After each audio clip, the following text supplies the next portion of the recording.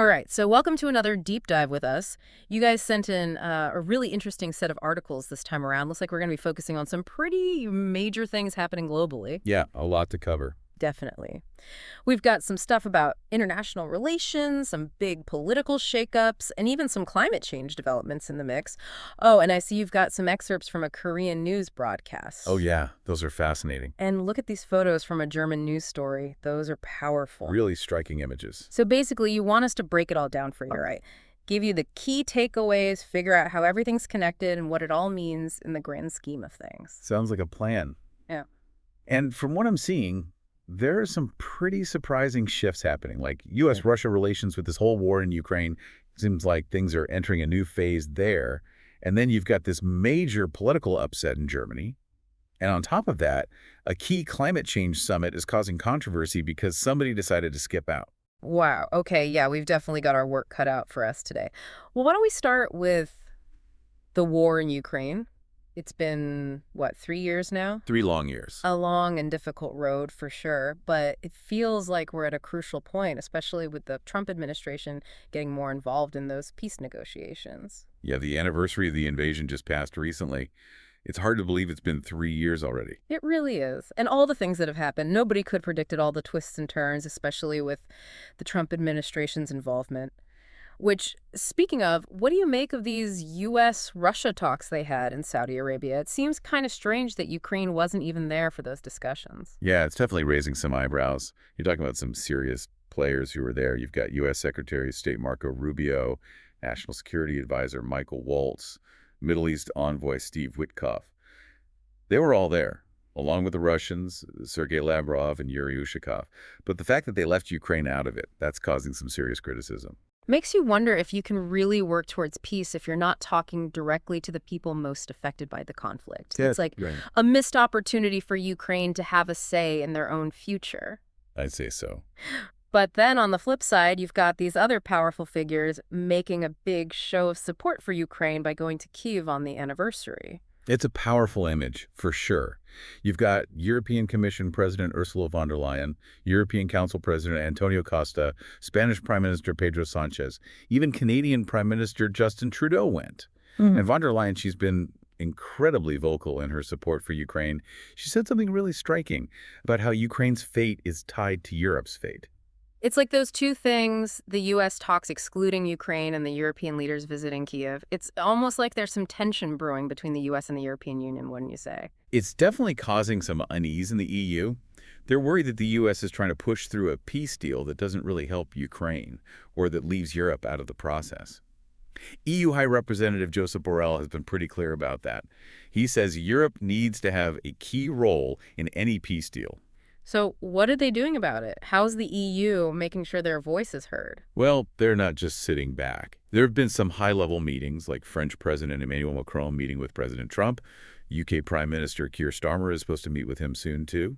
They want to make sure that Europe's interests and Ukraine's security are taken into account. Makes sense. So where does President Trump stand in all of this?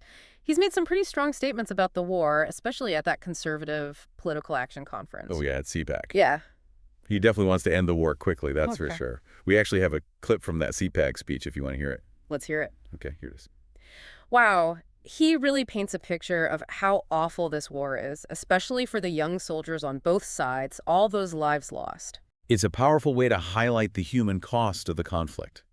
And of course, he made it very clear that he expects something back for all the aid the U.S. has sent to Ukraine. He brought up a mineral agreement. Yeah, I remember that. He said, I want them to give us something for all of the money we put up. Not exactly subtle. Yep. Definitely a point of contention in these peace talks, especially since the U.S. has given $350 billion in aid, which is a lot different than the loans Europe offered. Seems like the U.S. wants to use that to their advantage to get a better deal in the final agreement. It's all about leverage. But then on the Ukrainian side, we have President Zelensky saying he might actually resign. It was a pretty surprising statement. Yeah, came out of left field, really. He basically said that if resigning meant peace for Ukraine, or if it helped them get into NATO, he'd be willing to do it. Wow. Seems like he's willing to put everything on the line for his country. That's how it seems. His main goal is to get security for Ukraine as quickly as possible, and his resignation. That could be a major bargaining chip. But There's also that whole issue of Zelensky's legitimacy, especially since they had to postpone the elections because of the war. It's true. His term was supposed to end last year, but they couldn't hold elections with the war going on, so now people are questioning whether he even has the right to be in charge. Even Trump and Putin are saying he's not legitimate. Well, Ukrainian law does allow them to delay elections if there's martial law, but Trump and Putin are definitely using that to undermine Zelensky. It's a power play, pure and simple. So we've got peace talks going on with questions about whether Zelensky should even be at the table. And now we have two totally different resolutions being presented to the UN. Yeah, it's a bit of a mess. The U.S. wants the war to end quickly, so their resolution doesn't actually condemn Russia for starting it.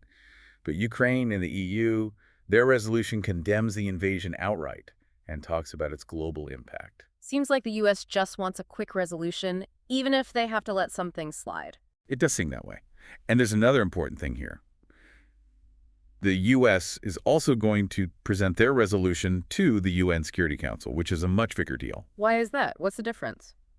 Well, the General Assembly is like a big meeting where all the UN members get a vote, but the Security Council, it's smaller, but way more powerful. They have 5 permanent members, U.S., Russia, China, France, and the U.K., and they can veto anything. So getting a resolution passed in the Security Council, much harder, but if you do, it's legally binding for everyone. Okay, so a win for the U.S. and the Security Council could really change things up.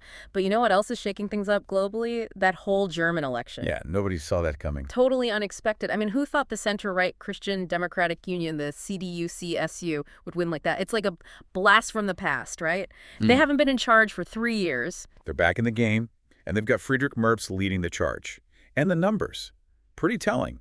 CDU-CSU got 28.6% of the vote. The far-right Alternative for Germany, the AfD, got 21%, which is a lot. The SPD only got 16%, and the Greens were way behind with 12%. Those numbers speak for themselves. Definitely a big shift going on. It is, and that strong showing from the AfD, that's going to make things even more complicated. Merz has to build a coalition to govern, and that's not going to be easy with the AfD in the mix. He's going to need partners to get anything done. Exactly. We actually have a clip of Merz talking about this in his victory speech. Let's listen to it. Okay. There you go. He seems pretty confident, even though he knows it's not going to be a walk in the park to form a government. He's projecting strength, wants to reassure people. But yeah, those coalition talks are going to be key. They'll decide what his government will actually look like. And there's the AfD factor. They made some serious gains this time around. Their leader, Alice Weidel, even said she wants to be part of the government. But seriously, how likely is that to happen? Not very likely, honestly. The AfD is just too far to the right. They clash with both the CDU, CSU, and the SPD on pretty much everything. Both Merz and the outgoing chancellor, Olaf Scholz, have said they wouldn't work with them. So the AfD is a wild card, but maybe not one that's going to be played this time. So for people like me who don't follow German politics too closely, who is this Friedrich Merz guy? What's he all about? Well, he's been in German politics for a while, even took a break for a few years, but now he's back.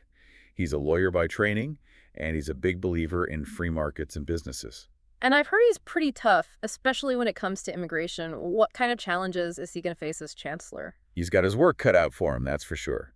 Germany's economy isn't doing great. There's a lot of disagreement about immigration, and of course, the war in Ukraine is affecting everything. And on top of that, we have to consider how he sees the U.S. There's been talk about how things between the U.S. and Europe might change with him in charge, especially with that idea he has about a European nuclear alliance. Right, that was a bold move. He basically thinks the U.S. doesn't care about Europe's problems, and he wants Europe to be more independent. He's a big fan of European unity, that whole nuclear alliance thing.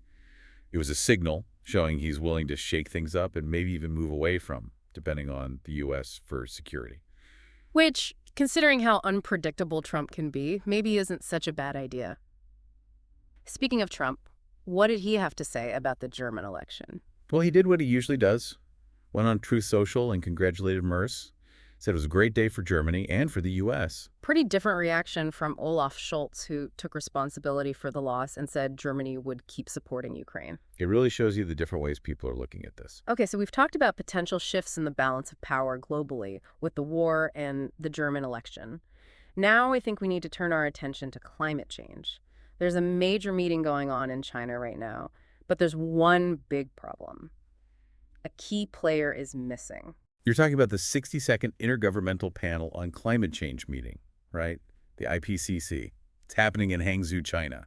This is a big deal. Experts from all over the world come together to figure out what's going on with climate change. So this is the group that puts together those huge reports that tell everyone what's happening with the climate, the ones governments use to make policies. Exactly.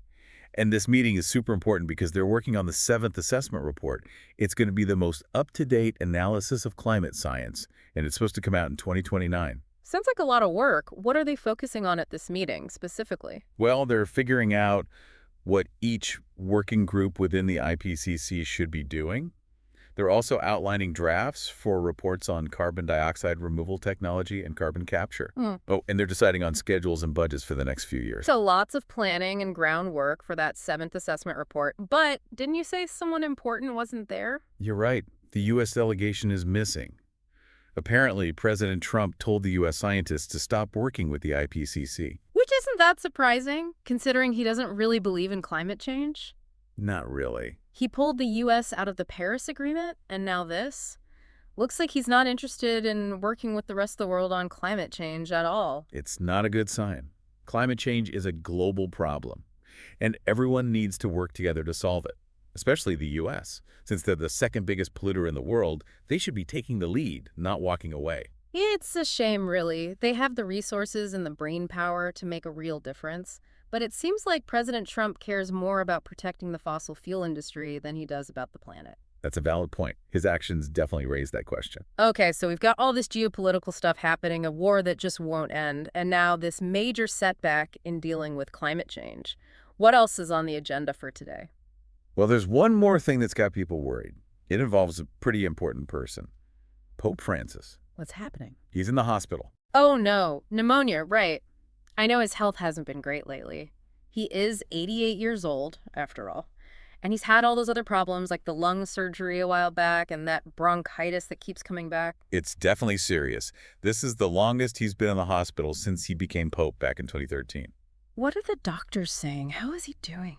Well, they're worried he might get sepsis, especially because of his age and all his other health problems. Cardinal Timothy Dolan even said it's pretty serious, that the Pope is in a grave condition. That's scary. He's a popular guy, loved by many people all over the world. He is. People everywhere are praying for him to get better. I hope he pulls through. Well, we've covered a lot today. We talked about how the war in Ukraine and the German election could change things globally. And then there's this big worry about climate change because the U.S. is backing out and now the Pope is sick. It's a lot to process, and it really shows how connected everything is. Absolutely. It's all intertwined. What happens in one part of the world affects everyone else. Yeah, it's been nonstop, hasn't it? And you're right. It really shows you that all this stuff happening around the world, it's all connected. What happens in one place has a knock-on effect somewhere else. It's true, and that's why I really like doing these deep dives. It helps you see those connections. When you just read the headlines every day, it's easy to miss the bigger picture. But this way, we can really dig into things and see how everything fits together. It's all about context, right? Yeah. And making you think critically about what's going on. Information is only useful if you can use it to understand the world around you. Exactly. So before we move on, I want to go back to that German election for a minute. We talked about how Friedrich Merz and his party won, which was a surprise, and how that could change things up in Europe. What do you think this means for the rest of the world? Well, it's early days, but I think this election is a big deal. Not just for Germany, but for all of Europe. Merz is a different kind of leader than we've seen lately. More conservative, definitely more assertive, and he's not so keen on following the U.S.'s lead all the time. He seems to want Europe to be more united and to stand on its own 2 feet, especially when it comes to security. Remember that idea he had about a European nuclear alliance? That was a pretty bold statement. Oh, yeah, that was a sign that he's not afraid to shake things up a bit. Yeah. And I think it shows that a lot of people in Europe are worried about whether they can really rely on the U.S. for protection anymore, especially with Trump being so unpredictable. Which makes sense considering how much Trump focuses on America first. He doesn't seem too worried about upsetting other countries, even allies, if it means getting what he wants for the U.S. Right, and I think that's created a space for someone like Merton to step in. He sees a chance for Europe to become a bigger player on the world stage, to do its own thing, even if it means disagreeing with the U.S. sometimes. But could that create more problems between the U.S. and Europe? It's definitely a risk. We know Merz has been pretty critical of Trump. He doesn't like how he's handled the war in Ukraine. He didn't like that he pulled out of the Paris Climate Agreement. And he thinks Trump just doesn't care about what happens to Europe. Yeah, he even said that Trump is indifferent to Europe's fate. That's a pretty harsh statement. It is. It shows that MERS is ready to chart a new course for Germany and maybe for Europe as a whole. Of course, that doesn't rely on the U.S. so much. It might cause some tension, but it could also force the U.S. and Europe to have a serious talk about what their relationship should look like in the future. So how might this affect the situation in Ukraine? I know Merce supports Ukraine, but he also doesn't seem too happy about the U.S. leading the peace talks. It's a tough spot for him. He wants to keep helping Ukraine, sending them weapons and money, but he also wants to make sure that any peace deal works for Ukraine and for Europe, not just for the U.S. He's worried that the U.S. might try to get what they want and end up with a deal that doesn't help Ukraine or Europe at all. So he's got to balance his support for Ukraine with his responsibility to look out for Europe's interests. That's a tough balancing act. It is. And it could cause some friction with the U.S., especially if MERS thinks they're trying to force through a bad deal. So we might see Germany becoming more assertive globally, but also maybe more disagreements with the U.S.? That's one possibility. Yeah. But we also have to remember that Merz needs to form a government first. He needs to find other parties to work with, and they might have different ideas, which could change how he approaches things. True. Those coalition talks are going to be interesting to watch. And then there's that wild card, the AfD. They're in parliament now, and even if they're not part of the government, they could still cause problems. Oh, absolutely. Their ideas are pretty extreme, and they don't belong in mainstream German politics. But they're there, and that could have an impact. It looks like things are going to be pretty interesting in German politics for a while. A new chancellor with big ideas, changes in alliances, and that far-right party lurking in the background. Definitely something to keep an eye on. I agree. What happens in Germany is going to affect a lot of other countries, too. It could change the balance of power in Europe and even beyond. Speaking of things that have a ripple effect, let's talk more about climate change. We mentioned the U.S. pulling out of that IPCC meeting. That seems like a pretty big deal, doesn't it? It is a big deal. The IPCC's job is to look at all the science about climate change and give that information to governments so they can make smart decisions. Their reports are super important. They form the basis of those international agreements and policies all over the world. So the U.S. deciding not to be part of that, that's a problem. It is. First, they pulled out of the Paris Agreement, and now this. It's like they're just ignoring climate change altogether. It's irresponsible, really. Climate change is a global crisis, and every country needs to work together to fix it, especially a country like the U.S. They're one of the biggest polluters. They should be leading the way, not walking away. Exactly. By not working with the IPCC, they're basically saying they don't care about climate change and don't want to be part of the solution. They're missing a chance to show the world that they're serious about this issue. And it makes you wonder if the rest of the world can make any progress without the U.S. involved. It's going to be a lot harder, that's for sure. The U.S. has always been a big player in climate negotiations. They set targets for reducing their own emissions, and they give money to help other countries do the same. So even if other countries try their best, it won't be enough if the U.S. doesn't change its mind. It's like trying to ride a bike with a flat tire. You can try, but you're not going to get very far. The world needs the U.S. to be part of the team if we want to fix this. It's frustrating because the U.S. has so much potential. They have the technology, the money, the people. They could really make a difference. They could. And it's a lost opportunity, not just for the environment, but for their economy and their image in the world. The longer they wait, the harder it's going to be for them to catch up. So what do you think will happen? If the U.S. keeps ignoring climate change, what will the world look like in a few years? Well, there's a chance that other countries will make so much progress that the U.S. will eventually feel like they have to join back in. They won't want to be left behind, especially when there's money to be made in green technologies. So they might end up following the lead of other countries. Maybe, but there's also a chance that things will go badly. The U.S. might just keep doing what it's doing, putting short-term profits ahead of the planet's future. And if that happens, the world might not be able to do enough to avoid the worst effects of climate change. It's a scary thought. And it shows how important it is for people to stay informed and to hold their leaders accountable no matter where they live. Exactly. Individuals can do their part, but we need everyone to work together to make real change happen. Well, on that note, let's talk about the other big story we haven't gotten to yet, Pope Francis. We talked about how he's in the hospital. Yeah, it's a situation that a lot of people are worried about. His health has been a concern for a while. He's not a young man, and he's had some health issues in the past. And this pneumonia is especially worrying. At his age, it could be really serious. The doctors are even worried about sepsis, which can be life-threatening. Cardinal Dolan said it himself, that the Pope's condition is potentially grave. It's a reminder that even someone as powerful as the Pope is still human and vulnerable. It is. Yeah. And with him being sick, it makes people wonder about what will happen to the Catholic Church.